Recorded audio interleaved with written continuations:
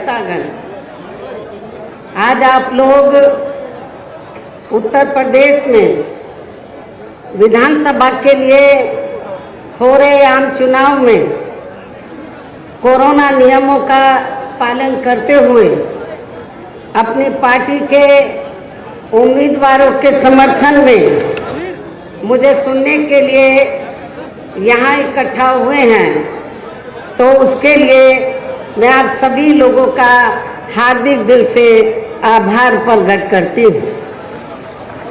और अब मैं सबसे पहले अपने पार्टी के संबंध में ये कहना जरूरी समझती हूँ कि हमारी पार्टी ये चुनाव उत्तर प्रदेश की लगभग सभी विधानसभा की सीटों पर अकेले अपने बलबूते पर ही पूरी तैयारी व दमदारी के साथ यहाँ सन 2007 की तरह फिर से अपनी पार्टी की पूर्ण बहुमत की सरकार बनाने के लिए लड़ रही है,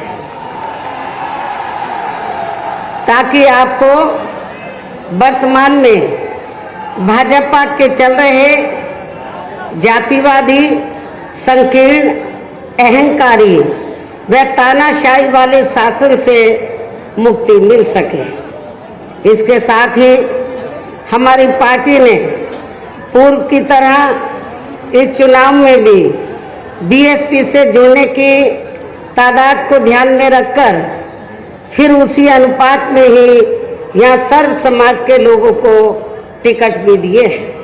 और अब इस चुनाव में आप लोगों को अपना वोट कांग्रेस, बीजेपी, सपा व अन्य विरोधी पार्टियों को न देकर केवल अपनी एकमात्र हितैषी पार्टी बीएसपी को ही देना क्यों जरूरी है, इसे आप लोगों को समझना होगा।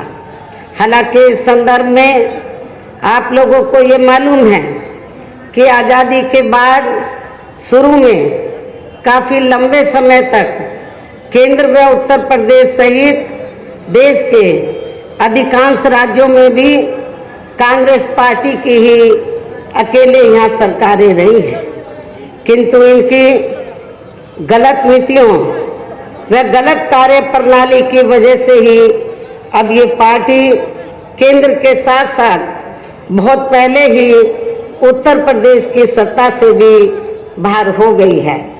इसके साथ ही ये पार्टी जबरदस्त जातिवादी होने के कारण शुरू से ही हर मामले में यहाँ दलित, आदिवासी व अन्य पिछड़ा वर्ग विरोधी पार्टी भी रही है और अभी भी है, जिस कारण केंद्र में रही इस कांग्रेस पार्टी की सरकार ने इन वर्गों के मसीहा व भारतीय संविधान के मूल निर्माता परम पूज्य बाबा साहब डॉक्टर भीमराव अंबेडकर को भारत रत्न की उपाधि से भी सम्मानित नहीं किया था, जिसके लिए वो हर प्रकार से पात्र भी थे।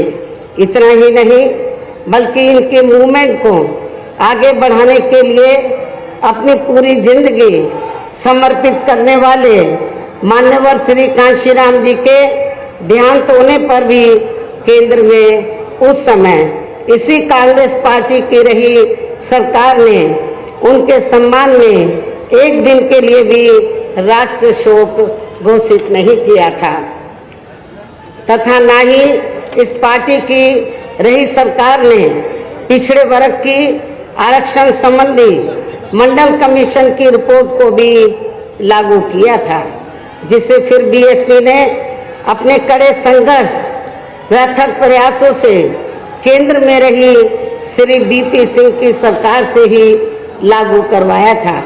साथ ही इसी सरकार में ही बाबा साहब डॉक्टर भीमराव अंबेडकर को भी भारत रत्न की उपाधि से सम्मानित किया गया था, जो इनके अपार अनुयायियों की बरसों से ये दिली चाहत भी थी। लेकिन अब केंद्र व अधिकांश राज्यों की भी सत्ता से बाहर होने के बाद यही कांग्रेस पार्टी खासकर दलितों, आदिवासियों व अन्य पिछड़े वर्गों के वोटों की खातिर आए दिन किस्म किस्म की नाटकबाजी करती रहती है, जबकि इन वर्गों के मामले में इस पार्टी की सच्चाई तो ये है कि कांग्रेस पार्टी जब सत्ता में होती है और इनके अच्छे दिन होते हैं तो तब इस पार्टी को इन वर्गों का विकास व उत्थान आदि याद नहीं आता है तथा न ही इनको महिलाओं की भी भागीदारी याद आती है। इतना ही नहीं बल्कि इस पार्टी के बाद खासकर यहाँ सपा व बीजेपी आदि की बनी सरकार में भी यूपी की जनता हर मामले में व हर स्तर पर काफी ज्यादा दुखी रही है।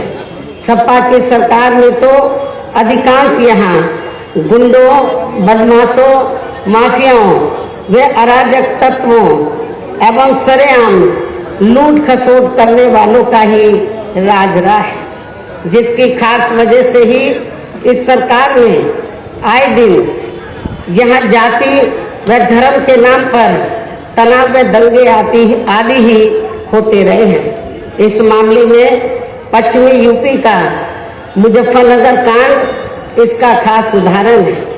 प्रदेश में विकास के कार्य भी ज्यादातर यहाँ एक विशेष क्षेत्र व एक विशेष समुदाय के लोगों तक ही सीमित होकर रह गए। और इतना ही नहीं, सपा के सरकार के चलते दलित व अति पिछड़े वर्गों के लोगों के साथ तो हर स्तर पर सौतेला रवैया अपनाया गया है।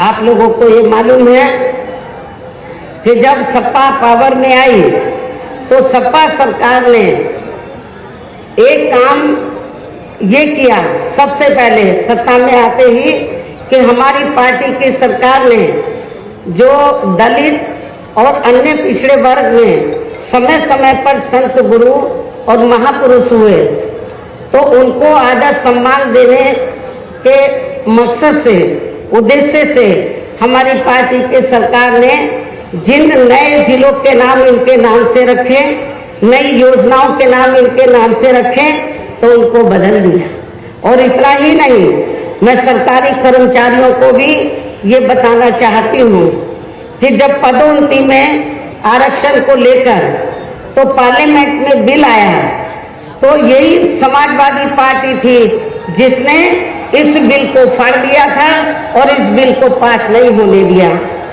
ताकि जो दलित वर्ग के लोग हैं उनको पदोन्नति में आरक्षण की सुविधा न मिल सके। ये समाजवादी पार्टी का कैरेक्टर है, चाल चरित्र है। इसे को भी लागू करने पर टिकी रही है, जिससे प्रभावित एवं शिकार हुए लोगों का इस सरकार में सही से विकास व उत्थान आदि नहीं हो सका है।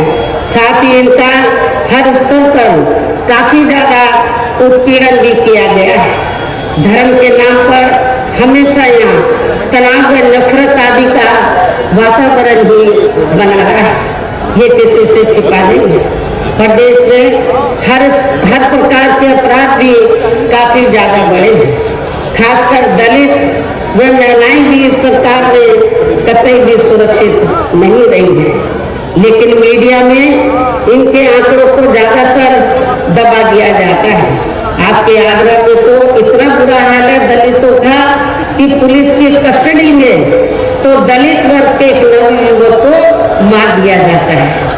ये भी किसी से छिपा नहीं है। इसके अलावा प्रदेश में गरीबों, मजदूरों, बेरोजगारों व अन्य मेहनतकश लोगों के साथ साथ दलितों, आदिवासियों, अन्य पिछड़े वर्गों, मुस्लिम एवं अन्य धार्मिक अल्पसंख्यक समाज के लोगों के हित व कल्याण के लिए वर्षों से जो भी यहाँ सरकारी योजनाएं चल रही थी तो उनका भी इन्हें इस सरकार में सही से पूरा लाभ नहीं मिल सका है। खासकर दलितों व पिछड़ों को आरक्षण का भी पूरा लाभ नहीं मिल सका है, क्योंकि इन्होंने ज्यादातर सरकारी कार्य प्राइवेट सेक्टर के जरिए ही कराए हैं, जिसमें इनके लिए आरक्षण की कोई भी व्यवस्था नहीं है। सरकारी नौकरियों में भी इनका आरक्षण का कोटा भाजपा सरकार ने भी पूरा नहीं किया गया है। मुस्लिम व अन्य धार्मिक अल्पसंख्यक समाज के लोगों के साथ तो बीजेपी की सरकार ने अधिकांश इन्होंने पक्षपात वाला रवैया भी अपनाया है। इतना ही नहीं बल्कि इस बार बीजेपी की सरकार ने अपर कास्ट समाज में से विशेषकर प्रबुद्ध वर्ग भी हर मामले में अपने आप को काफी ज्यादा उपेक्षित रहा है। इसके अलावा इनके गलत आर्थिक नीतियों के कारण यहाँ गरीबी, बेरोजगारी व महंगाई आदि भी काफी ज्यादा बढ़ी है।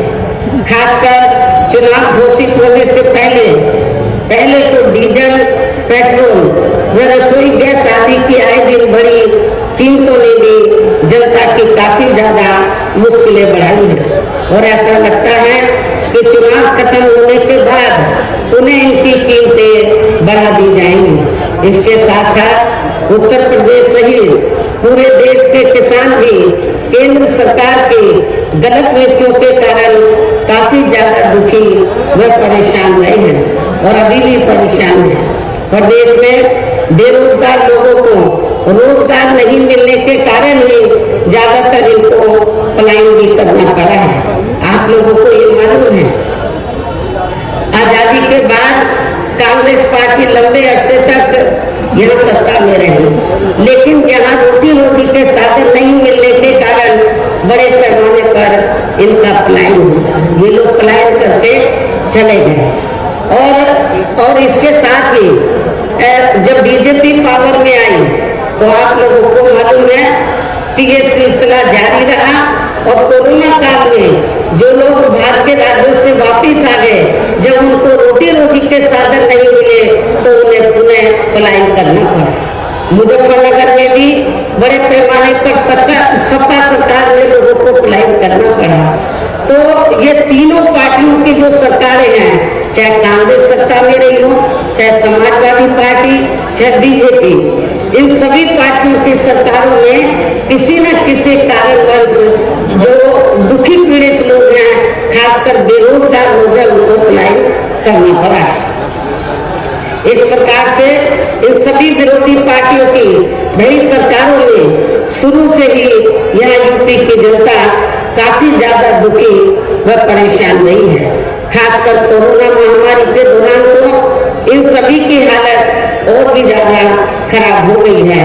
ऐसे में इन सभी विरोधी पार्टियों की नई सरकारों से निजात पाने के लिए अब इस चुनाव में यहाँ प्रदेश की जनता को अपनी एकमात्र विपक्षी पार्टी बहुजन समाज पार्टी की ही सरकार बनाना बहुत जरूरी है, जिसने अपने चारों रहे शासनकाल के दौरान बिना पक्षपात व भेदभाव आदि के यहाँ कमजोर एवं उपेक्षित वर्गों के लोगों के साथ साथ सब समाज में से गरीबों, मजदूरों, बेरोजगारों, किसानों, व्यापारियों, कर्मचारियों, वकीलों एवं अन्य मेहनतकश लोगों के साथ ही युवाओं, छात्रों, महिलाओं व बुजुर्गों आदि के भी विकास एवं उत्थान के लिए अनेक ऐतिहासिक एवं महत्वपूर्ण कार्य किए हैं। इसके अलावा बीएसपी की रही सरकार ने दलित एवं अन्य पिछड़े वर्गों में जन्मे अपने महान संतों, गुरुओं व महापुरुषों आदि को भी विभिन्न रूपों में पूरा आदर सम्मान दिया गया है, जिनकी यहाँ सभी विरोधी पार्टियों की रही सरकारों में काफी ज्यादा उपेक्षा की गई है। इसके साथ साथ बीएसपी की सरकार में पूर्व की तरह ही यहाँ सभी वर्गों, धर्मों व विभिन्न क्षेत्रों में लगे लोगों के हितों में भी फिर से ऐतिहासिक कार्य किए जाएंगे। प्रदेश में विशेषकर गरीबी व बेरोजगारी आदि को दूर करने के लिए जरूरी कदम उठाए जाएंगे और ये हमारी सरकार का इस बार भी मुख्य एजेंडा होगा। साथ ही किसी भी मामले में किसानों को भी निराश नहीं होने दिया जाएगा। इसके अलावा आपके इस क्षेत्र के जो भी आपके आगरा मंडल में तो सभी जिलों में जो भी स्थानीय समस्याएं होंगी तो उन्हें भी जरूर दूर किया जाएगा। वैसे आप लोगों को मालूम है कि आगरा और फिरोजाबाद में तो जो यहाँ स्थानीय कारोबार चल रहे हैं इनकी कुछ समस्याएं हैं तो उनको भी दूर किया जाएगा। ये भी मैं आप लोगों को विश्वास दिलाना चाहती हूँ। साथ ही केंद्र व यूपी सरकार के लिए विवादित, इसके साथ ही केंद्र व यूपी सरकार के भी विवादित नियमों व कानूनों को यहाँ जल्दी से लागू नहीं होने दिया जाएगा। इतना ही नहीं बल्कि बीएसपी की नई सरकार ने जिन महान संतों, गुरुओं एवं महापुरुषों आदि के आदर सम्मान में या उनके नाम पर जनहित की जो अनेकों योजनाएं शुरू की गई थी, साथ ही नए जिलों के नाम भी रखे गए थे, तो उन्हें अधिकांश, जैसा कि मैंने आप लोगों को बताया कि उन्हें अधिकांश सपा सरकार द्वारा बदल दिया गया है, जिससे उनके प्रति इनकी हीन व जातिवादी मानसिकता भी साफ झलकती है तथा जिन्हें फिर बीएसपी की सरकार बनने पर जरूर बहाल कर दिया जाएगा। इसके साथ साथ बीएसपी की नई सरकार में सर्व समाज के व विभिन्न क्षेत्रों में लगे लोगों के हितों में जो अनेकों महत्वपूर्ण व ऐतिहासिक फैसले लिए गए थे, जिन्हें सत्ता परिवर्तन होने पर बाद में सपा व बीजेपी की सरकार ने ज्यादातर दरकिनार कर दिया है, तो उन्हें भी फिर से शुरू किया जाएगा। इसके साथ ही बीएसपी की सरकार बनने पर यहाँ बीजेपी व सपा आदि के शासनकाल की तरह कानून व्यवस्था को किसी भी कीमत पर खराब व नशर नहीं होने दिया जाएगा और हर स्तर पर कानून द्वारा कानून का राज कायम किया जाएगा। जाति व धर्म के नाम पर यहाँ लोगों का किसी भी प्रकार से शोषण व उत्पीड़न आदि नहीं होने दिया जाएगा।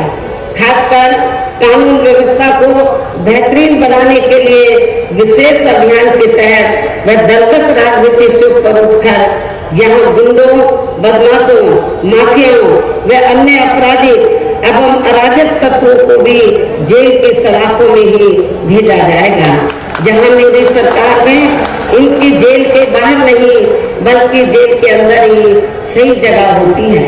इतना ही नहीं बल्कि जाति, धर्म व राजनीतिक देश की भावना के तहत जिन लोगों को खासकर धरना प्रदर्शन आदि के नाम पर जबरदस्ती गलत धाराओं में फंसाकर उन पर अनेकों केस चलाए हुए हैं वर्तमान भाजपा सरकार में, तो उन मामलों की भी सही से जांच करा के उनके केस भी खत्म किए जाएंगे। अर्थात वर्तमान भाजपा सरकार ने प्रदेश की जेलें जो अधिकांश ऐसे लोगों से भर दी गई हैं, तो उन्हें खाली करा के केवल यहाँ आपराधिक तत्वों को ही रखा जाएगा। इसके अलावा प्रदेश में खासकर शिक्षा के क्षेत्र में व अन्य विभागों के भी कर्मचारी जो आए दिन अपनी मांगों को लेकर धरना प्रदर्शन एवं हड़ताल आदि करते रहते हैं, तो उन सभी मामलों को निपटाने के लिए एक आयोग का गठन किया जाएगा और उनकी सही मांगों को मान लिया जाएगा। इसके साथ ही यहाँ मैं ये भी कहना चाहती हूँ कि कुछ महीने पहले मैंने दिनांक 7 सितंबर को प्रबुद्ध वर्ग की सुरक्षा, सम्मान व तरक्की आदि को लेकर किए गए सम्मेलन में तथा इसके बाद दिनांक 9 अक्टूबर को मान्यवर श्री कांशीराम जी की पुण्यतिथि के मौके पर भी मैंने सर्वजन हिताय व सर्वजन सुखाय को लेकर जो भी कार्य करने के लिए कहा है, तो उन पर भी जरूर अमल किया जाएगा। लेकिन ये सभी कार्य करने के लिए इस चुनाव में यहाँ बीएसपी की सरकार बनाना बहुत जरूरी है, जिसके लिए पार्टी के लोगों को वोट पड़ने तक या सभी विरोधी पार्टियों के सांड दांड दंड भेद आदि हथकंडों से भी जरूर सावधान रहना है। और इस मामले में विरोधी पार्टियां चुनाव होने से कुछ समय पहले या चुनाव के दौरान भी खासकर अपने पक्ष में हवा बनाने के लिए मीडिया या ओपिनियन पोल एवं सर्वे आदि का जो बड़े पैमाने पर गलत इस्तेमाल करती हैं, तो उससे आप लोगों को बिल्कुल भी गुमराह नहीं होना है। ये बात मैं आपको बार बार कहती रही हूँ और आज फिर दोहराना चाहती हूँ। इतना ही नहीं बल्कि इस बार कुछ जातिवादी मीडिया ने इस चुनाव में हमारी पार्टी के लोगों का मनोबल गिराने में भी ये कहकर कोई कसर नहीं छोड़ी है कि इनके नेता कहीं नजर नहीं आ रही है। ये आए दिन मीडिया में इसको न्यूज को फ्लैश करते रहे, जबकि इस मामले में हकीकत तो ये है कि देश में शुरू में फैले कोरोना का प्रकोप थोड़ा कम होते ही मैं दिल्ली से लखनऊ आ गई थी और पिछले लगभग 1 साल से मैं लखनऊ में ही रहकर अपनी पार्टी को मजबूत बनाने के कार्य में लग गई थी।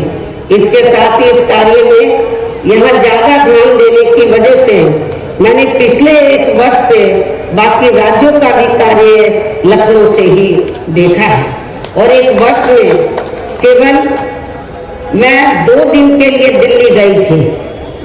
1 वर्ष में केवल मैं 2 दिन के लिए दिल्ली गई थी जब मेरी मदर की मृत्यु हो गई थी और इस 1 वर्ष के दौरान मैंने यहाँ पार्टी को फिर से पोलिंग बूथ स्तर पर कैडर के आधार पर यहाँ सही से खड़ा किया है।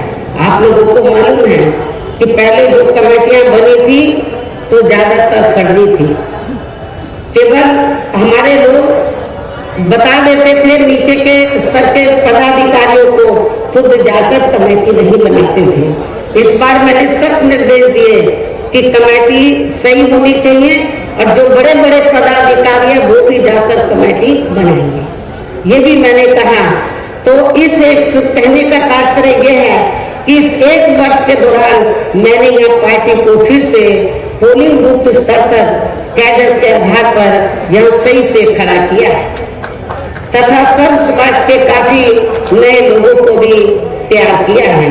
इसके साथ ही पोलिंग बूथों की कमेटियों के बनने के बाद फिर मैंने अपने ज्यादातर निवास स्थान पर ही उनकी समीक्षा बैठकें भी की है और ये कार्य खत्म होने के बाद फिर मैंने इस बार उम्मीदवारों का चयन करने के मामले में भी विशेष ध्यान दिया है, क्योंकि इस मामले में पिछले चुनाव में हमारी पार्टी के कुछ वरिष्ठ नेताओं ने जो अधिकांश दूसरी पार्टियों में चले गए हैं, उन्होंने काफी विश्वासघात किया है।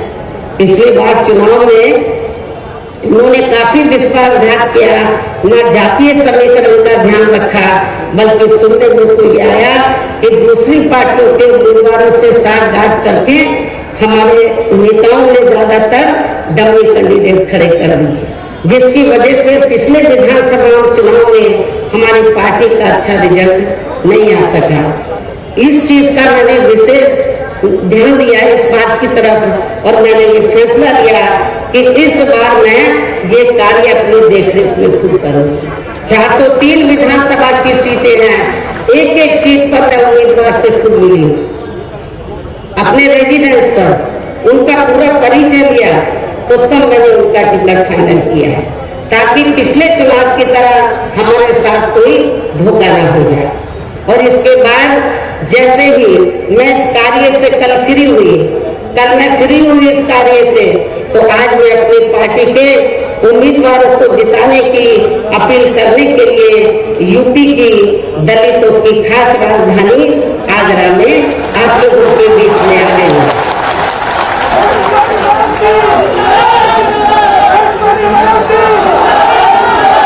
लेकिन मुझे भी पूरे यूपी में अपने खासकर दलित वर्ग के लोगों पर ये नाज है कि वे मीडिया के दुष्प्रचार पर कि इनके नेता कहाँ हैं, उससे कतई भी गुमराह नहीं हुए और अपने कार्य में पूरे जी जान से डटे रहे, जिसके कारण इस दौरान बाकी जातियों के लोग भी बीएसपी में बड़े पैमाने पर जुड़े हैं। जब बीकर सेक्शन के लोग, दलित वर्ग के लोग बड़े पैमाने पर कैडर के आधार पर जुड़े, जिसकी तरफ मैंने विशेष ध्यान दिया, तो फिर जो बाकी जातियां हैं वो भी बड़े पैमाने पर बीएसपी में जुड़ी है। और अभी इस बार चुनाव में फिर से मैं मीडिया बंधुओं को ये बताना चाहती हूँ, जो ये गलत खबर दिखाते रहती बहनजी की तरह है, बहनजी इसी काम में लगी थी, इनको मैं बताना चाहती हूँ चुनाव की तैयारी में लगी हुई थी। और अब मैं मीडिया बंधुओं को ये बताना चाहती हूँ कि अब इस बार चुनाव में फिर से सन 2007 की तरह बीएसपी का चौंकाने वाला रिजल्ट आएगा। ये भी मैं मीडिया बंधुओं को बताना चाहती हूँ। आप लोगों को याद होगा कि जब सन 2007 में विधानसभा का आम चुनाव हुआ था, तो उस दौरान मीडिया इस बात के चुनाव की तरह बीएसपी को कहीं आंकता नहीं था, और बीएसपी के बारे में क्या बोलता था, इनका ओपिनियन पोल, सर्वे आदि क्या बोलता था कि बीएसपी तीसरे नंबर पर रहेगी। जब रिजल्ट आया तो बीएसपी नंबर 10 पर आई और एब्सोल्यूट मेजॉरिटी की सरकार में हुई। और मुझे तो लग रहा है ऐसा इस बार भी होने वाला है।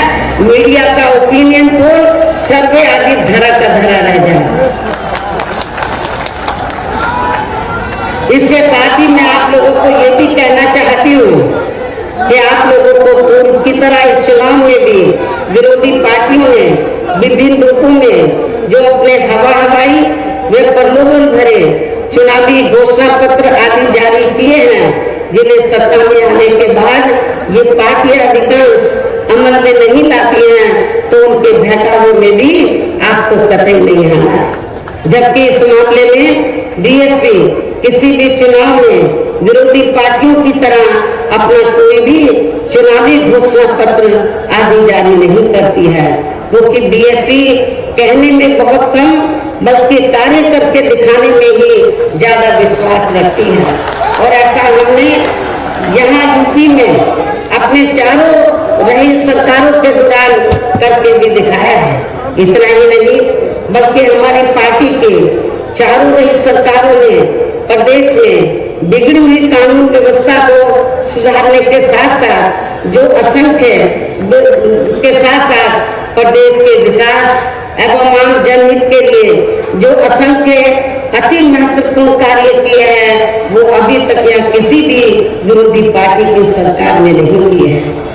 आपको मालूम है कि बीजेपी के लोग कहते रहते हैं हमने गरीबों को इतने मकान दिए हैं, कहीं नजर आ रहे हैं। जब मेरी सरकार थी आपके आगरे में ही बड़े पैमाने पर हमने गरीबों को फ्री मकान बनाकर दिए, वो आपको नजर आते हैं। कहाँ है इनके मकान? तो वो आपको बहुत कम ही नजर आएंगे। बल्कि और इतना ही नहीं, तो मैं जैसा कि आपको बताया कि हमारी सरकार ने प्रदेश के विकास एवं आम जनहित के लिए जो असंख्य अति महत्वपूर्ण कार्य किए हैं, वो अभी तक यहाँ किसी भी विरोधी पार्टी की सरकार ने नहीं किए हैं। बल्कि ज्यादातर उन्हीं कार्यों के नाम जो हमारी सरकार ने कार्य किए थे, बल्कि ज्यादातर उन्हीं कार्यों के नाम व स्वरूप आदि बदलकर अब विरोधी पार्टियों की सरकारें उन्हीं को ही भुनाने में लगी है। लेकिन उन कार्यों के प्रति इनकी नियत व सोच सही नहीं होने के कारण उसमें भी ये पार्टियां ज्यादा सफल नहीं हो पा रही हैं। इन्हीं जरूरी बातों के साथ ही हम मेरा यही कहना है कि आप लोगों को इस चुनाव में अपने हित व कल्याण के लिए या फिर से यूपी में बीएसपी की सर्व जन हिताय व सर्व जन सुखाय की नीतियों पर आधारित सरकार बनाना बहुत जरूरी है। और इसके लिए पार्टी के लोगों को, इसके लिए बीएसपी के लोगों को वोट पड़ने वाले दिन कोरोना नियमों का पालन करते हुए सबसे पहले सुबह उठते ही व समय से अपने अपने पोलिंग बूथों पर अपना वोट डालने के लिए जाना है।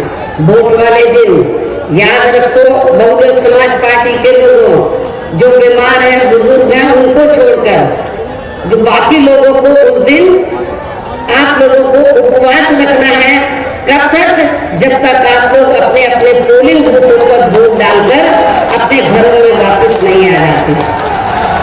और इस मामले में हमारी जो महिलाएं हैं वो भी पीछे नहीं रहेंगी, ये भी मैं बताना चाहती हूँ। तो सुबह उठते ही सबसे पहले अपने अपने पोलिंग बूथों पर आप लोगों को वोट डालने के लिए जरूर जाना है। इसके साथ ही आपका वोट अन्य कोई व्यक्ति डाल न सके, इसका भी आप लोगों को खुद ही ध्यान रखना है। इसके साथ साथ अपनी पार्टी का कोई भी वोट पड़ने से ना रह जाए, तो उसका भी पार्टी की हर पोलिंग बूथ की कमेटी को विशेष ध्यान रखना है। और अब अंत में मेरी बीएसपी के लोगों से यही अपील है कि पार्टी ने या आपके क्षेत्र में, आपके आगरा मंडल में जिन भी विधानसभा की सीटों पर अपने उम्मीदवारों को चुनाव के मैदान में उतारा है, जो यहाँ आपके बीच में मौजूद भी है। हमारे आगरा मंडल के जो प्रत्याशी हैं, तो जहाँ जहाँ से भी वो चुनाव लड़े हैं, तो जिनको हमने चुनाव के मैदान में उतारा है, ये आपके सामने जो स्टेज बना है, आपके बीच में यहाँ खड़े हुए हैं और आप लोगों से वोट की अपील कर रहे हैं। और बीएसपी के जो ये उम्मीदवार हैं, तो उनको जिताने के लिए आप लोगों से अपील कर रहे हैं, जो यहाँ आपके बीच में मौजूद हैं। तो उन्हें आप लोगों को वोट वाले दिन अपनी पार्टी के हाथी चुनाव चिन्ह के सामने वाले बटन को दबा के जरूर जिताना है। बीएसपी का चुनाव चिन्ह क्या? हाथी। और आपकी आबादी हाथी की तरह विशाल है। आप लोगों को अपनी विशाल आबादी को ध्यान में रखकर, आपका वोट बहुत ज्यादा है, आप लोगों को हाथी चुनाव चिन्ह के सामने वाले बटन को दबाकर इनको जरूर कामयाब बनाना है। अपनी पार्टी के लोगों को, जो जिम्मेदार लोग हैं, उनको ये बताना है, क्षेत्र इस मंडल के लोगों को, कि बीएसपी ने अपनी सरकार के दौरान जो कार्य किए हैं, मेरे ख्याल आजादी के बाद किसी भी पार्टी की सरकार ने उतने कार्य नहीं किए हैं। चाहे डेवलपमेंट का मामला है, चाहे लॉ एंड ऑर्डर का मामला है। और इतना ही नहीं, जिन हमारे संतों, गुरुओं और महापुरुषों को बरसों से आदर सम्मान नहीं मिला था, उन्हें भी हमारी पार्टी की सरकार ने पूरा पूरा आदर सम्मान दिया है। और जब आप लोग लखनऊ जाते हैं, पहले का लखनऊ आप लोगों ने देखा होगा और मेरे सत्ता में आने के बाद का लखनऊ देखा होगा। लोग बाहर के राज्यों से आते हैं, विदेशों से आते हैं, कहते हैं कि ये तो लखनऊ की तस्वीर बदल गई, लखनऊ की तस्वीर बदल गई। और इतना ही नहीं, आपके आगरा मंडल में भी मैंने काफी काम किया। लोग कहते हैं कि मथुरा धार्मिक स्थल है, मथुरा जिला में मंदिर है, मस्जिद है, गुरुद्वारे हैं, बौद्ध विहार है, सब हैं, लेकिन उस धार्मिक स्थल को, उस जिले में विभिन्न धर्मों को मानने वाले लोग रहते हैं, विभिन्न धर्मों के, लेकिन उस जिले का जो थोड़ा बड़ा विकास हुआ मेरी सरकार में हुआ, उसके बाद मथुरा जिले का कोई विकास नहीं हुआ है। ये भी मैं मथुरा के लोगों को बताना चाहती हूँ। केवल मीडिया में हवाई बातें करते रहते हैं और लोगों को धर्म की आड़ में उनके जो भावनाएं हैं, तो उनकी भावनाओं की आड़ में तो लोगों का वोट लेने का प्रयास करते हैं, लेकिन हकीकत में जमीनी तौर पर वहां पर कोई विकास का काम वर्तमान भारतीय जनता पार्टी की सरकार में नहीं हुआ है। यही सपा सरकार का हाल था। और बीजेपी को कुछ नहीं करना है, ज्यादातर वो मीडिया में घूमते रहते हैं। विकास के कार्य आप लोगों ने देखे हैं, कहीं आपको विकास नजर आया? आप लोगों का अपना पूरे 5 साल के अंदर कोई आपका विकास नहीं हुआ। आप लोगों के साथ जुल्म जाती हुई है। विकास किनका हुआ है? जो बड़े बड़े पूंजीपति हैं, जो बड़े बड़े धन्नासेठ हैं, जो आरएसएस के लोग हैं, उनका विकास हुआ है। आप लोगों का विकास नहीं हुआ है। यदि आप लोग चाहते हैं कि आप लोगों का विकास हो, सर्व समाज का विकास हो, तो आप सभी धर्मों के लोगों का विकास हो, सभी जाति के लोगों का विकास हो, तो फिर आप लोगों को बहुजन समाज पार्टी के आगरा मंडल से जो हमने अपने प्रत्याशी चुनाव के मैदान में उतारे हैं, तो उन्हें अब आप लोगों को वोट वाले दिन अपनी पार्टी के हाथी चुनाव चिन्ह के सामने वाले बटन को दबा के जरूर जिताना है। और फिर से आपको यहाँ सन 2007 की तरह ही बीएसपी की अपनी पूर्ण बहुमत की सरकार जरूर बनाना है। सभी फिर प्रदेश में यहाँ अमन चैन कायम होने के साथ साथ सभी धर्मों व वर्गों के लोगों का भी सही से विकास व उत्थान आदि हो सकता है। साथ ही यहाँ अन्याय, अपराध, भय व भ्रष्टाचार मुक्त एवं विकास युक्त वातावरण भी पैदा हो सकता है। और तभी फिर यहाँ परम पूज्य बाबा साहब डॉक्टर भीमराव अम्बेडकर एवं मान्यवर श्री कांशीराम जी आदि का भी सपना सही साकार हो सकता है। और इस उम्मीद के साथ ही अब मैं यही कहना चाहूंगी, क्या कहना चाहूंगी कि अब आपको हर पोलिंग बूथ को जिताना है, बीएसपी को सत्ता में लाना है। आप लोगों को हर पोलिंग बूथ को जिताना है, बीएसपी को सत्ता में लाना है। इस विश्वास के साथ ही अब मैं पुनः अपनी पार्टी के उम्मीदवारों को जिताने की पुरजोर अपील करते हुए अपनी बात यही समाप्त करती हूँ। जय भीम, जय भारत।